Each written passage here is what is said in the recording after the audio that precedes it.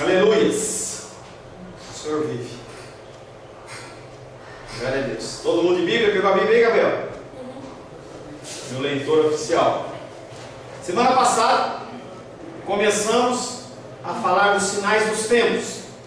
Fazendo um breve resumo, nós falamos que, apesar de quando nós pensamos em sinais dos tempos, a gente pensa em coisas futuras, a única passagem ao qual o Senhor fala dessa expressão sinais dos tempos está em Mateus 16, de 1 a 3, em que o Senhor Jesus ele confronta os fariseus que pedem um sinal, e o Senhor Jesus os confronta não a algo futuro, fecha a porta, não a algo futuro, mas a algo do dia a dia, que nós temos que nos preocupar com as coisas simples, que nós temos que nos preocupar com as coisas que acontecem na simplicidade do dia a dia. Falamos também que de alguns entendimentos errados em relação aos sinais dos tempos, sinal do fim dos tempos. Algumas pessoas acham que eles vão vir exclusivamente no fim. Então, quando você está vivendo e você começa a ver, acontece tudo de uma vez, como se fosse uma avalanche, aí você fala, não, agora Jesus está voltando. Não é bem assim. Conforme nós falamos rapidamente nesse resumo, no texto de Mateus, o Senhor ele fala que as coisas vêm acontecendo como conta-gotas durante toda a existência. Depois que Jesus Cristo morreu e ressuscitou, iniciou-se todo um processo de concretização desses sinais dos tempos. Então são sinais que podem, para mim, ser futuro, mas daqui a um ano não é mais futuro, é passado, porque ele aconteceu na minha tempo, na minha época. Um outro entendimento errado é que esses sinais eles são exclusivamente catastróficos. Então, se as coisas não caírem realmente, se não houver terremotos, não houver destruição, mortes, pestilência, a pessoa fala assim, não é os sinais dos tempos. Os sinais dos tempos são apenas coisas extraordinárias. E na semana passada nós falamos que não é bem assim.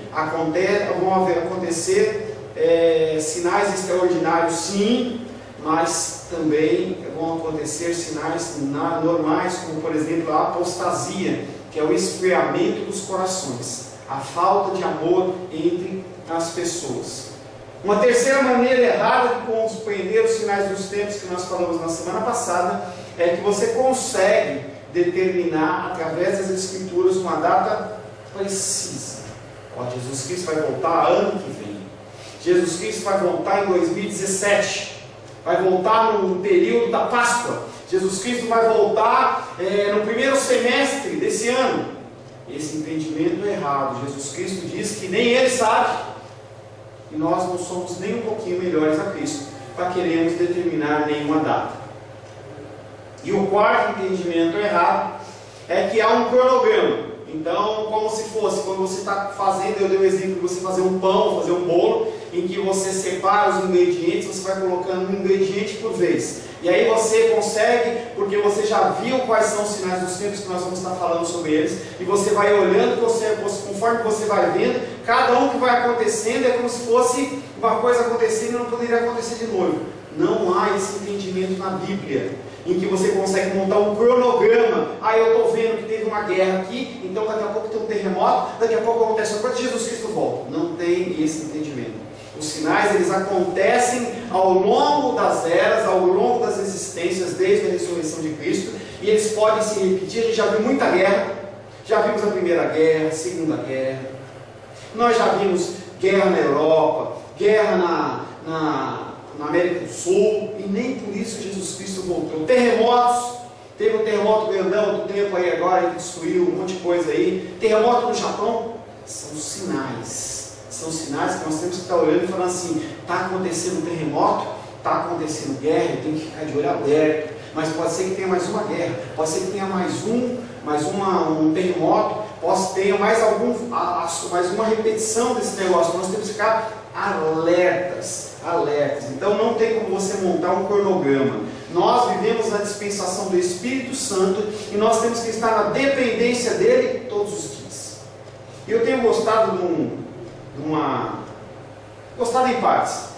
Eu sempre ligava para minha tia e ela, com as dificuldades dela, de dores, ela falava para mim assim: ai, Paulo, tá ruim, foi mal, né?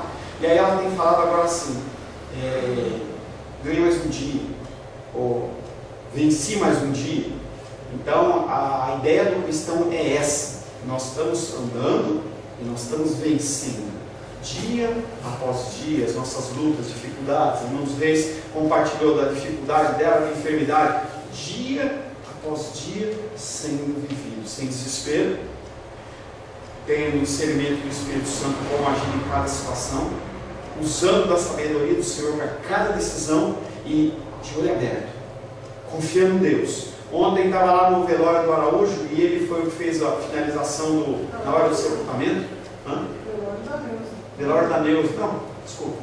Velório da Neuza, em que o Araújo ele faz o encerramento antes do caixão descer, e ele falava que eles viviam dia após dia. Eles entendiam que Deus ele tinha porção de graça naquele dia, e dia após dia eles iam se submetendo àquilo que o Senhor os proporcionava. Essa é a vida do cristão.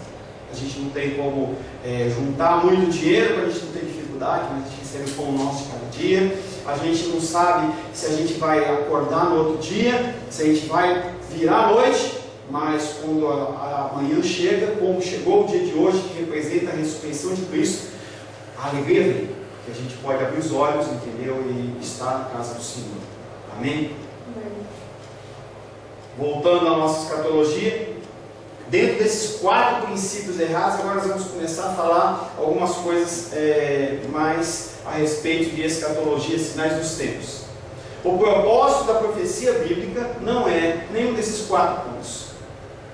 Não é fazer com que você fique ligado só em fatos extraordinários, não é fazer você ficar fazendo um pontinho para quando Jesus volta, não é você fazer cronograma, não é você ficar determinando nada, mas você viver dia após dia. O primeiro assunto a ser considerado na interpretação da profecia, porque a profecia tem um significado. Então eu gosto de dar bastante esse exemplo. Se eu escrever uma carta para o irmão Cláudio, essa carta para o irmão Cláudio tem um significado, não tem outro significado. Eu estou querendo dizer algo a ele. Ninguém de fora tem o direito de ler essa carta e falar assim: não, o que o Paulo estava querendo dizer não é isso, é tal coisa. Não, o que eu quero dizer é um assunto só. É aquilo, exatamente aquilo. Quando eu vou lá e abraço você, eu estou querendo demonstrar para você amor, carinho. Não é falsidade. A pessoa não pode interpretar de fora uma coisa que eu estou delegando. As palavras do Senhor têm esse mesmo sentido. Nós não podemos interpretar como nós queremos. Então, às vezes as palavras elas são declaradas na Bíblia e a gente acha que tem um sentido, mas não tem. Como é o caso que nós vamos estar falando da primeira vinda de Jesus.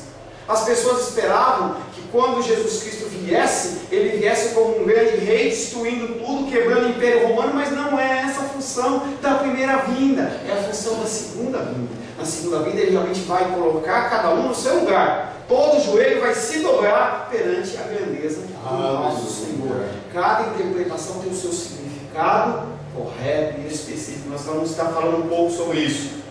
O primeiro assunto a ser considerado na interpretação da profecia é o verdadeiro significado dela.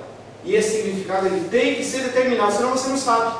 O irmão dos Reis estava falando que foi lá no médico, ele vai olhar os exames, ele vai fazer a interpretação dos exames. Se ele interpretar errado, opa, a senhora não tem nada. Mas e se tiver? Será que é melhor você receber uma notícia ruim para consertar? Ou uma notícia boa que vai te levar para a morte, de sofrimento ou alguma coisa que você não está esperando? Nós temos que olhar as profecias bíblicas como elas realmente estão nos ensinando. É o que eu tenho procurado fazer isso nos nossos cultos e procurado fazer isso nas nossas escolas dominicais. Falaram que a Bíblia está mostrando. O que Deus vai fazer na tua vida através disso é com o Espírito Santo. Ele vai trabalhar no teu coração. A profecia ela é muito diferente da história muitas vezes, como foi o exemplo de Jesus que eu falei agora. Ela não pretende, vou falar uma frase e vou explicar depois, tá? A profecia bíblica não pretende nos dar do futuro um conhecimento igual ao que a história nos dá a respeito do passado.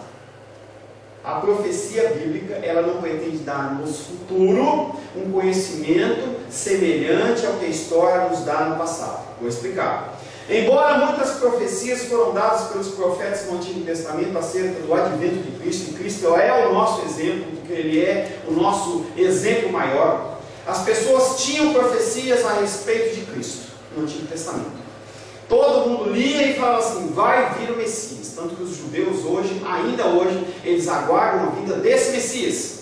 Eles aguardam a vinda desse Messias que vai restaurar todas essas coisas. Mas esse Messias, ele já veio. Para nós, tem esse entendimento. Eles não têm esse entendimento ainda. Vai haver o tempo em que eles vão receber esse entendimento. Vai haver essa oportunidade, a gente não sabe quando, mas vai haver. Tá? E muitas profecias foram dadas pelos profetas do Antigo Testamento acerca da primeira vinda de Cristo. Ninguém sabia exatamente como essas profecias seriam cumpridas, até que Cristo chegasse. Então havia profecia sobre alguém que viria como rei. Quando Cristo veio, Ele mostrou que a realeza dele não é uma realeza humana, no sentido de poderio bélico, é um sentido de realeza espiritual. Então o entendimento de muitos judeus estava errado. Cristo realmente foi um rei, conforme, mas não conforme o mundo havia conhecido. Quando se fala em rei, fala de alguém fortão, entendeu? Com uma coroa bonitona, um manto, pessoas o servindo, mas ele não vem dessa maneira. Ele vem como alguém que não tinha de recostar a cabeça. Ele vinha alguém que lavava os pés dos escravos, porque ele mostrava algo, um entendimento da palavra, e eles não conseguiam enxergar, porque eles queriam enxergar conforme o seu coração. Cuidado com a leitura da palavra de Deus, que muitas vezes a gente olha e a gente quer entender as coisas na Bíblia conforme o nosso coração. A gente molda Jesus ao que está no nosso entendimento, e a gente cai do cavalo. Tá? Cura é um exemplo disso. Jesus Cristo fala sobre cura na Bíblia, mas Ele não fala que todo mundo vai ser curado. Tem pessoa que morre. A irmã Neuza morreu ontem. Ela não era cristã? Ela não tinha um testemunho cristão, não é por isso? Senão a gente só tinha crente no mundo. Ué, crente não fica doente? Tem crente dizendo que não. Que se você está doente, é o pecado. Algo está acontecendo na tua vida e está errado e você precisa corrigir. Algo está errado. As profecias bíblicas não falam de cristãos que não morrem, não falam de cristãos que não sofrem, não falam de um Jesus que veio como um rei poderoso no sentido humano. Entendimento errado das Escrituras. Ele também, eles esperavam que Jesus Cristo viesse como um sacerdote, mas ele não veio como um sacerdote como as pessoas esperavam. Ele foi um sacerdote em que ele mesmo se sacrifica. Ele, em vez de oferecer um sacrifício, ele se sacrifica. Que rei é esse? Eu estava vendo na televisão um documentário que chama Barrabás, no canal da televisão paga, e Barrabás está preso, e Jesus Cristo passa numa cena que não é descrita na Bíblia, mas que pode, porventura, ter ocorrido, porque os dois estavam na prisão antes de serem apresentados por Pilatos, para ver quem ia ser solto. E Barrabás está lá, ele olha e fala assim: Messias, se você é realmente o Messias, por que você não faz que caiam essas paredes? Por que você não faz que abram isso e a gente possa ser liberto? Quase que falando assim: faz isso que eu acredito em você. E ele olha para o Barrabás, sabendo o que ia acontecer, e segue em frente. Barrabás está gritando lá: Messias! Messias! Messias! Ele não entendia a vinda do Messias. Ele estabeleceu um reino aqui na terra, Jesus Cristo, mas não um reino de portas, de castelos, de terreno, mas ele estabeleceu um reino espiritual. Bem-aventurados que creem sem terem visto. Arrependei-vos, porque é chegado o reino de Deus. Pilatos olha para ele e fala assim: de onde você vem? Onde que é o seu reino? Se eu fosse desse reino aqui, os meus súditos, eles me defenderiam, mas o meu reinado não é daqui. Reino do Senhor. É entendido, é concebível que alguém responda que a razão pelo qual muitos contemporâneos de Cristo, pessoas que viviam na época de Cristo, não reconheceram através das profecias que vinham do Antigo Testamento, porque o coração deles leram a palavra segundo a ótica humana e não segundo a ótica de Deus, segundo a ótica espiritual, que é o maior problema da igreja de hoje. As pessoas não leem a palavra segundo a ótica de Deus. As pessoas não leem a palavra de Deus buscando o entendimento do Espírito Santo. Nós temos que buscar do Espírito Santo o entendimento das Escrituras. E os sinais dos tempos estão acontecendo hoje. Você tem identificado? Quando você sai, você olha e você vê o céu meio negro, você fala assim, hoje vai chover. Sim ou não? Olha ou não olha? Você olha assim, você fala assim, opa, vai chover, vou pegar o guarda-chuva. O irmão Cláudio vai fazer a caminhada dele e fala assim, ó, vou levar meu guarda-chuva. Vou lá no dono de casa, leva o guarda-chuva. E por que a gente não consegue identificar os sinais dos tempos da palavra de Deus na nossa vida hoje? A gente tem que identificar isso. Frieza de coração. Frieza. Os corações estão frios. As pessoas precisam criar cada vez mais datas comerciais para demonstrar o amor um pelo outro. Então eu não posso ligar para o Gabriel e falar assim, Gabriel, você é importante para mim. Não, tem que esperar o aniversário dele. Tem que ter datas. As pessoas não conseguem mais demonstrar o amor um pelas outras à vontade. Não, tem que ter um chocolate. Eu não tenho problema com chocolate, eu gosto de chocolate. A pessoa tem que ter um ovo de Páscoa para simbolizar a Páscoa. Não tem nada a ver com o cristianismo. Nada a ver. Tem que ter o Papai Noel, tem que ter festa. Não tenho nada contra isso. As festas do Papai Noel tudo bem, mas não compactuo com isso. Mas as festas, tem que ter uma festa para celebrar Cristo, o nascimento de Cristo. Se não tiver uma data, eu não sei. A gente tem que ter mais amor. Essa frieza é um sinal que nós temos que identificar. A gente tem que lutar contra isso. A gente não pode deixar de esfriar. Por isso que eu falo, vamos ligar uns pelos outros. Liga, como é que você está? Você está bem? A esposa do irmão Araújo morreu. Liga para ele e fala assim, irmão Araújo, estou orando por você. Demonstração de amor. Vamos lutar contra o espírito de apostasia da igreja, do mundo. Sinais dos tempos. Mas é igualmente verdadeiro que muitos daqueles que efetivamente creram em Cristo tiveram dificuldades em enxergar como ele cumpria as predições do Antigo Testamento. Por exemplo, João Batista. João Batista está batizando, lembra daquela cena? Os fariseus vêm e falam assim, quem ensinou vocês a ser batizados e fugir da ira vindoura? E aí Jesus Cristo bem-vindo, ele olha e fala assim, eis o Cordeiro de Deus, que tira o pecado do mundo. Ele identificou Jesus. Quando Jesus Cristo entra na água, Jesus Cristo não furou a fila. Sabia disso? Ele não furou a fila? Às vezes o pessoal fala assim, não, ele é o Messias, ele passou na fila. Não, ele ficou na filinha. E aí João Batista, o coração dele, eu fico imaginando o coração de João Batista. Aquele que eu profetizei, eles falam que eu sou a voz que clama no deserto, eu venho que preparar o caminho do Senhor. Ele está chegando. E a fila vem vindo. E a fila vem vindo. E aí Jesus Cristo molha o pé na água. Jesus Cristo vai chegando, vai chegando. Aí chega ali, agora é a vez. Jesus Cristo, eu não sou digno de batizar você, você que tem que me batizar. Como é que eu vou batizar você?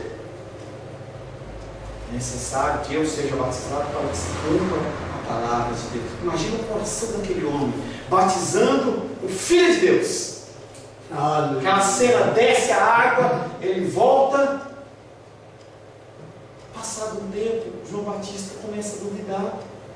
Tem toda uma sequência da vida de João Batista. Ele é preso porque ele briga lá com o rei, lá, negócio de casamento de irmão, com o rei Salomé, não sei o quê.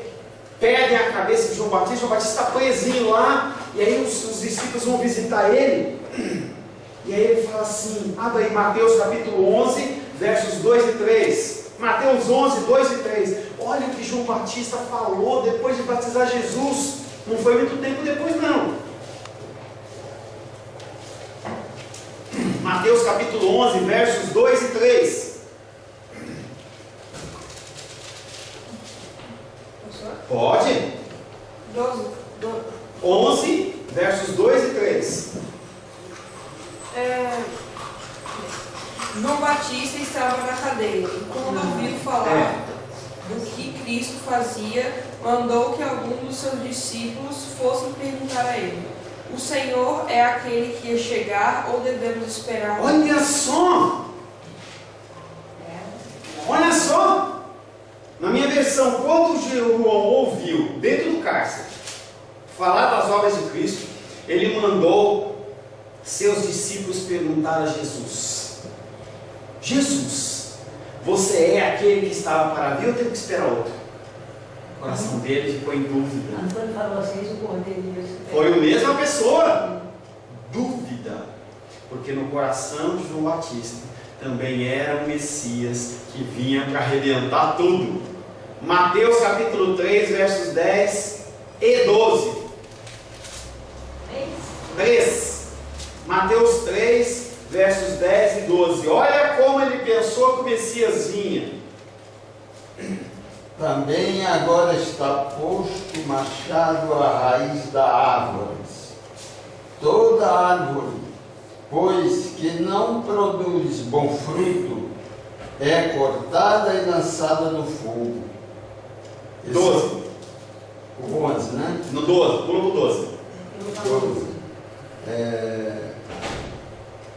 Em sua mão tem uma pá e limpará a sua eira e recolherá no celeiro o seu trigo e queimará a palha com fogo que nunca se apagará. Jesus Cristo vai fazer isso?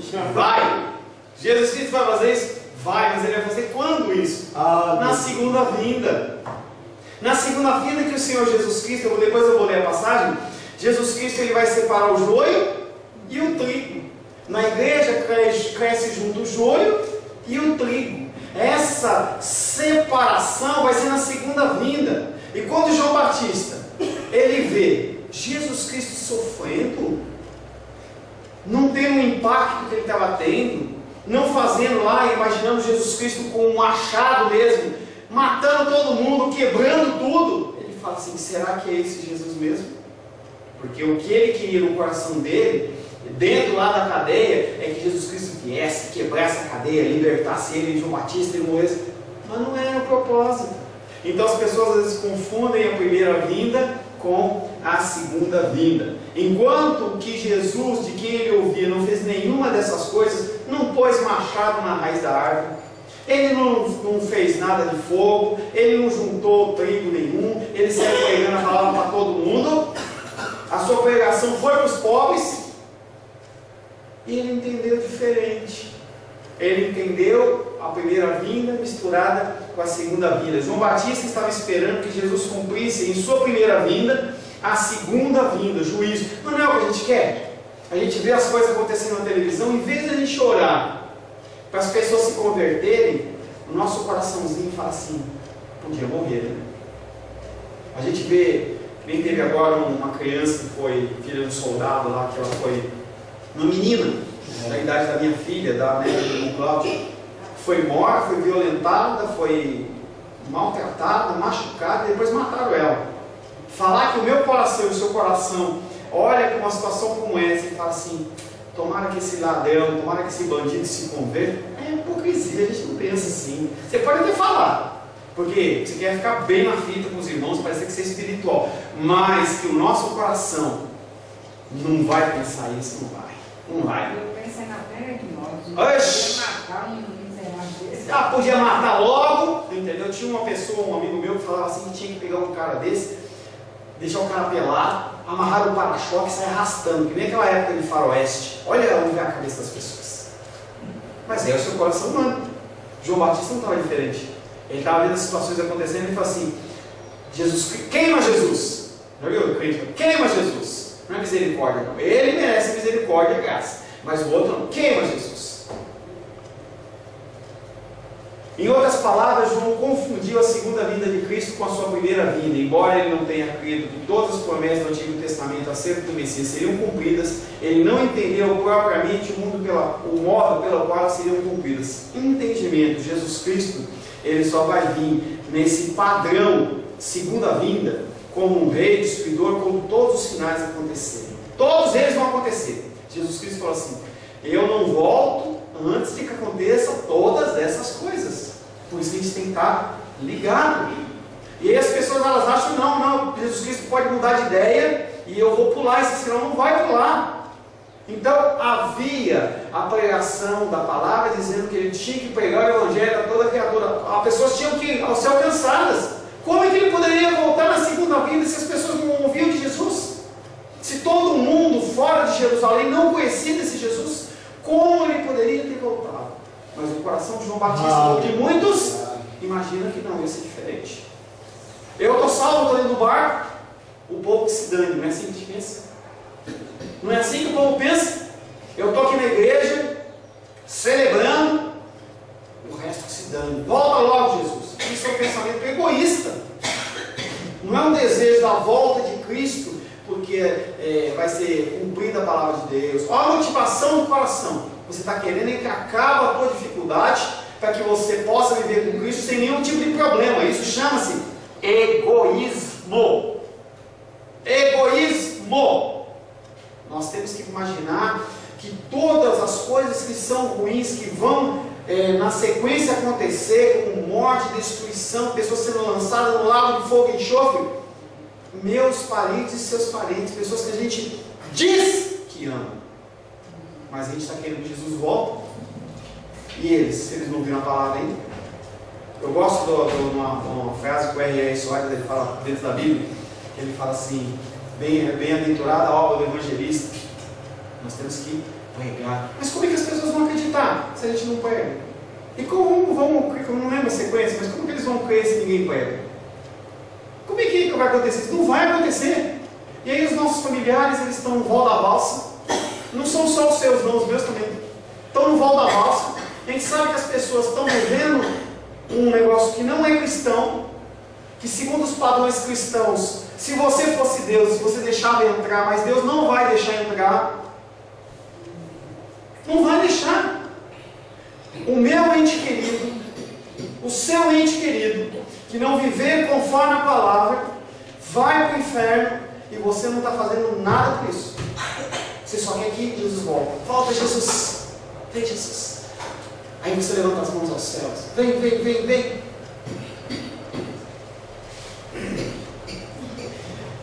As profecias escatológicas da Bíblia não aparecem em uma espécie de relatório feito em um jornal sobre a ordem exata dos eventos, como nós já falamos. Vamos ter uma ordem de sequência. Mas não seria fácil, olha, quando você vê acontecer tal coisa, depois vai ter um outro sinal. Opa, você fica esperto. Então você fala, pera um pouquinho, tem 10 sinais, está no primeiro, vamos continuar aqui na nossa vida. Mas não é assim. Eles podem acontecer de uma vez, eles podem acontecer salpicado, pode já ter acontecido. Você não sabe. A gente não sabe. Tendo visto essas maneiras erradas de compreender os sinais do tempo, passamos agora a perguntar: como nós devemos entender esses sinais? Porque na verdade o que interessa para a gente é como que a gente tem que interpretar. Não é do modo errado. Qual a função desses sinais? Primeiramente nós vamos discutir os sinais dos tempos do geral. Somente depois de termos feito isso, nós vamos tratar de forma específica e separada. Primeiro, embora geralmente consideremos os sinais dos tempos apontando para o futuro, a gente já viu que não é bem assim, eles aconteceram no passado, estão acontecendo no dia de hoje e vão acontecer no futuro. Esses sinais apontam antes de tudo para o que Deus fez no passado, porque as referências que nós temos são coisas do passado. Este, conforme vimos acima, era o sentido primário dos sinais dos tempos, ao qual Jesus se referiu em Mateus 16:3. Abre aí. Mateus 16:3. Nós já lemos esse texto, vamos ler de novo.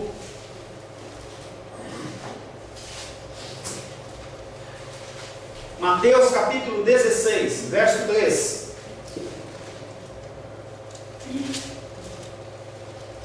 Tem Mateus na sua Bíblia? E pela manhã, hoje haverá tempestade, porque o céu está de um vermelho sombrio. Hipócritas, sabeis decifrar a face do céu e não conheceis os sinais dos tempos? De novo, Jesus Cristo falando assim: você consegue olhar para fora? Você acha que vai chover? Com esse tempo que está escuro aí, vai chover ou vai ficar com sol? Estou perguntando para você: vai fazer sol, chover? Dá uma olhada para fora. Ou vai chover? Está com cara do quê? Chuva. Tempo de chuva. E aí Jesus Cristo fala para mim e para você nessa manhã: hipócritas, vocês conseguem discernir se vai chover, vocês não conseguem reparar os sinais dos tempos? A gente tem que ficar de ligado, olhar a televisão, o que está passando, não é você ficar recebendo aquilo ali, todas aquelas coisas. Tem coisas que são boas, mas tem coisas que não prestam, e você tem que tirar o que não presta. Não estou falando de você vender sua televisão, ficar ali, não é isso, mas a gente tem que saber discernir as coisas. As pessoas falam coisas, você tem que saber entender. As pessoas estão clamando por ajuda, são sinais que as pessoas dão. Poucos vão chegar para você e falar assim: irmã Maria dos Reis, eu quero ouvir de Jesus Cristo, fala para mim. Alguns vão falar de uma dificuldade.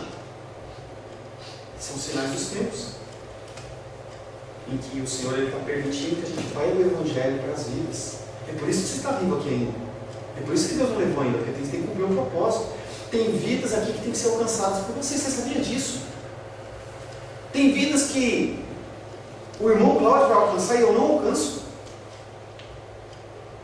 Tem vidas que na caminhada do irmão Cláudio ele vai encontrar. Tem vidas que o Gabriel na aula dele ele vai encontrar e eu não vou encontrar. Em que essa pessoa vai ter a oportunidade de ouvir de Jesus Cristo da minha boca e da sua vida, da sua boca. E você está percebendo que o sinal está para chover. Você sabe que Jesus Cristo está para voltar. E por que você não fala de Cristo? Sinais dos tempos. Os sinais dos tempos revelam que a grande vitória de Cristo foi conquistada. Gente, o símbolo maior de escatologia já foi conquistado, que chama-se ressurreição, que nós comemoramos hoje. E as pessoas continuam cantando: o melhor de Deus ainda está por vir. Gente, não tem melhor de Deus para mim.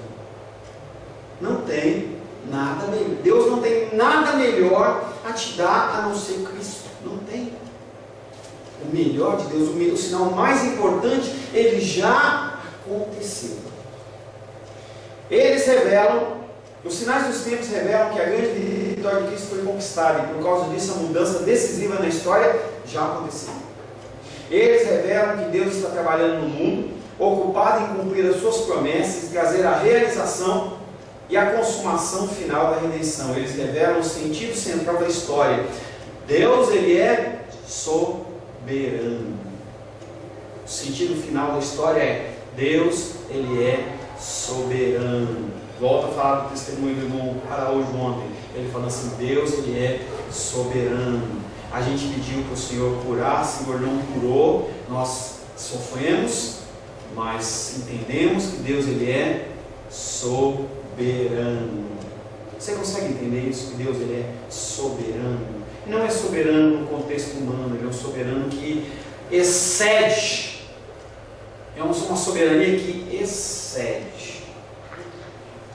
Discernir os sinais dos tempos, portanto, tem implicações importantes na minha e na sua conduta diária. Nós temos que mudar o nosso comportamento. Nós temos falado muito sobre isso. O comportamento nosso perante as coisas do dia a dia.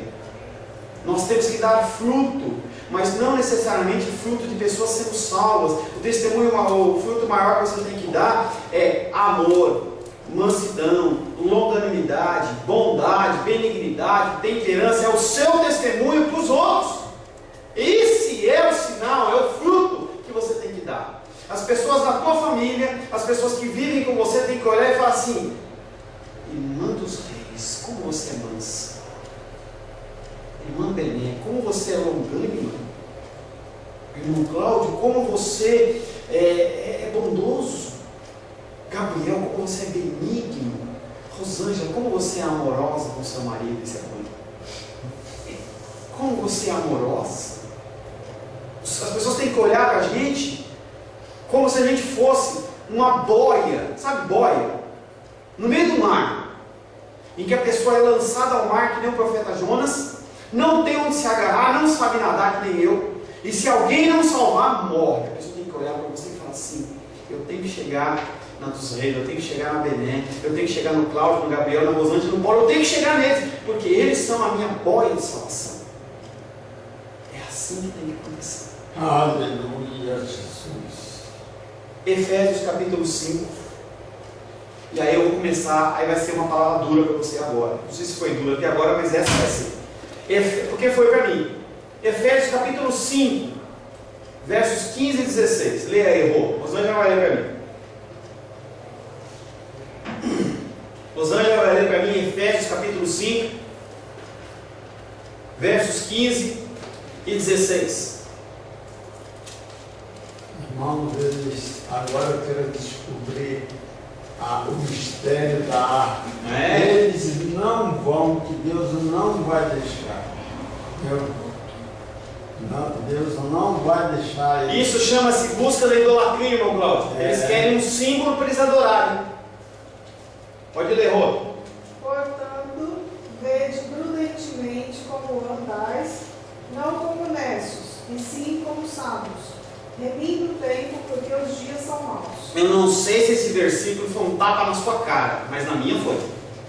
Portanto, Rosângela, Bené, Maria dos Reis, irmão Cláudio, Gabriel e Paulo, e você que ouve na internet, portanto, vede prudentemente como andais.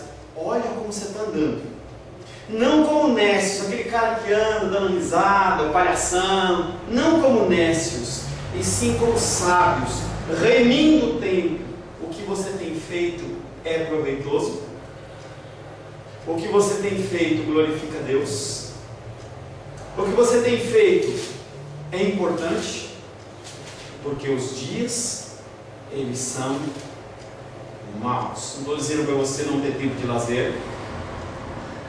Não estou dizendo que você não pode encontrar os seus parentes numa festa de aniversário. Não estou dizendo que você não pode sair para jantar. Não estou dizendo que você não pode jogar videogame, que você não pode jogar futebol. Não estou falando nada disso. A pergunta é: você tem vigiado o seu tempo? Ou você tem andado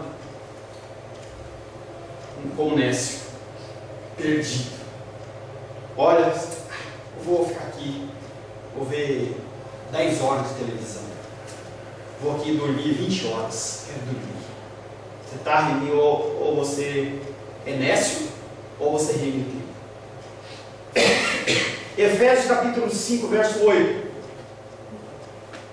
Pois outrora ereis trevas, porém agora sois luz no Senhor, andai como filhos da luz. E aí esse versículo eu coloquei depois exatamente por isso, porque antigamente você poderia viver desse jeito, hoje não mais. Hoje não mais. Pois outrora vocês eram trevas, porém agora sois luz do Senhor, andai como filhos da luz. Paulo apela para os seus leitores para que mostrem que qualidade das suas vidas eles sabem, pela qualidade das suas vidas, que eles sabem que o tempo está marcado no relógio de Deus. O apóstolo Paulo ele olha e fala assim para mim e para você nessa manhã: Deus está marcando lá no relógio, tá? Tic-tac, tic-tac, tic-tac, tic-tac, tic-tac. E aí ele está falando assim, ele está olhando o meu caminhar e o seu caminhar, porque através do meu e o seu proceder a gente mostra se a gente é filho da luz ou filho das trevas. Romanos capítulo 13, versos 11, 12 e 13. Romanos 13, versos 11, 12 e 13. Romanos capítulo 13, versos 11, 12 e 13. E digo isto a vós, outros que conheceis o tempo, já é hora de vos despertar do sono, porque a nossa salvação está agora mais perto do que quando no princípio cremos. Vai alta a noite e vem chegando o dia. Deixemos, pois, as obras das trevas e revistamos as das armas da luz. Andemos dignamente, como em pleno dia, não em orgias e bebedices, não em imundícias e dissoluções, não em contendas e ciúmes. E digo a vós outros, ele está falando com quem aí?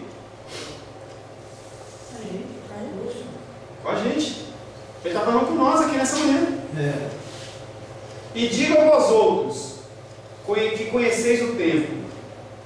Já é hora de vos despertares do sono. O apóstolo Paulo fala para você essa noite assim: acorda. Acorda. Acorda. Os sinais dos tempos também apontam um futuro para o fim da história, especialmente para a volta de Cristo. Conforme já vimos, esses sinais não nos contam o tempo exato quando Cristo retornará e quando sucederão os eventos que acompanham o seu retorno, mas ele efetivamente nos assegura de que as coisas certamente ocorrerão. Nós vamos parar por aqui. Sinais existem, estão na palavra de Deus. Nós, como cristãos que somos e queremos realmente viver com o Senhor, temos que demonstrar isso através do nosso viver, clamando pela graça e misericórdia do Senhor dia após dia. Não é só no dia do domingo, não é só na quarta-feira de oração, não é só numa reunião especial, não é na reunião das mulheres, mas é em cada situação do nosso dia, porque os dias são maus. Senhor Jesus, queremos entregar nas tuas mãos aqui nessa meditação a respeito do final dos tempos, Senhor. Palavra dura, Senhor, logo pelo domingo pela manhã, mas mais duro foi o Senhor morrer na cruz do Calvário por nós, Pai. Por isso, nesse momento, Pai, pedimos que o Senhor nos dê sabedoria e entendimento para que nós possamos viver sempre conforme a tua palavra, em nome de Jesus. Amém.